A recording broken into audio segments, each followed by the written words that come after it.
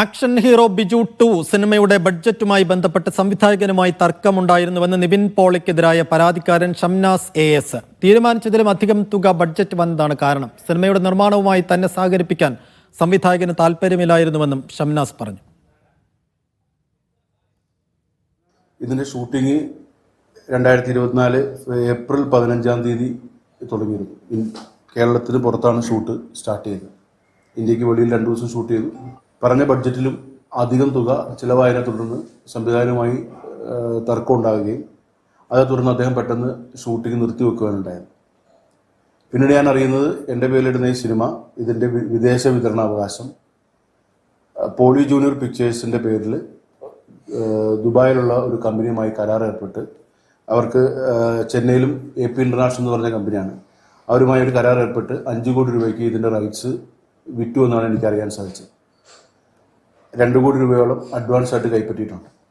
അപ്പോൾ എൻ്റെ പേരിലിരിക്കുന്ന ഒരു സിനിമ ഞാനറിയാതെ അതിൻ്റെ വിദേശ വിതരണാവകാശം മറ്റൊരു 3-ാം കക്ഷിക്ക് കൊടുത്തു എന്നുള്ളതാണ് എൻ്റെ പരാതി.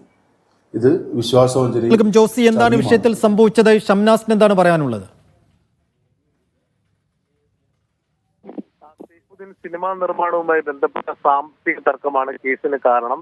വൈക്കം കോടതിയുടെ നിർദ്ദേശപ്രകാരമാണ് തലയോലപ്പുറം പോലീസ് FIR രജിസ്റ്റർ ചെയ്തത്. നടൻ നിവിൻ പോളി 1-ാം പ്രതിയും സംവിധായകൻ എബ്രിഡ് ഷൈൻ 2-ാം പ്രതിയുമാണ്. നിവിൻ നായകനായ മഹാവീർ എന്ന ചിത്രത്തിന്റെ നിർമ്മാതാക്കളിൽ ഒരാളാണ് പരാതിക്കാരനായ ഷംനാസ്. സിനിമ പരാജയപ്പെടുത്തുന്നതിനെ തുടർന്ന് 90 ലക്ഷം രൂപയുടെ നഷ്ടമുണ്ടായതായാണ് ഷംനാസ് പറയുന്നത്. പിന്നീട് നിവിൻ പോളിയുടെ ആക്ഷൻ ഹീറോ ബിജു 2 എന്ന പുതിയ ചിത്രത്തിൽ പങ്കാളിയാക്കാമെന്ന് സംവിധായകൻ നടനും ഉറപ്പു നൽകി. 2024 ഏപ്രിൽ മാസത്തിൽ ഇതിനായി 1,90 ലക്ഷം കൂടി വാങ്ങുകയും ചെയ്തു. എന്നാൽ തന്നെ പറ്റിച്ച് വിതരണാവകാശം മറ്റൊരു കമ്പനിക്ക് നൽകിയെന്നാണ് പരാതിക്കാരൻ പറയുന്നത്. ഇത് സംബന്ധിച്ച് ഇയാൾ കോടതിയെ സമീപിക്കുകയും കോടതിയുടെ നിർദ്ദേശപ്രകാരം കേസെടുക്കുകയുമായിരുന്നു. എന്നാൽ ഈ മധ്യസ്ഥ അതോടൊപ്പം ഒത്തുതീർപ്പ് ചർച്ചകൾ തുടരുന്ന വിഷയമാണിതെന്നും കോടതി നിർദ്ദേശങ്ങളെ അവഗണിച്ചാണ് പുതിയ കേസ് രജിസ്റ്റർ ചെയ്തിരിക്കുന്നതെന്നും നിവിൻ പോളി പ്രതികരിച്ചു. നിയമ നടപടികൾ തുടരുമെന്നും സത്യം വിജയിക്കുമെന്നും നിവിൻ പോളി സമൂഹ മാധ്യമങ്ങളിൽ കുറിച്ചു. ശരി ജോസി.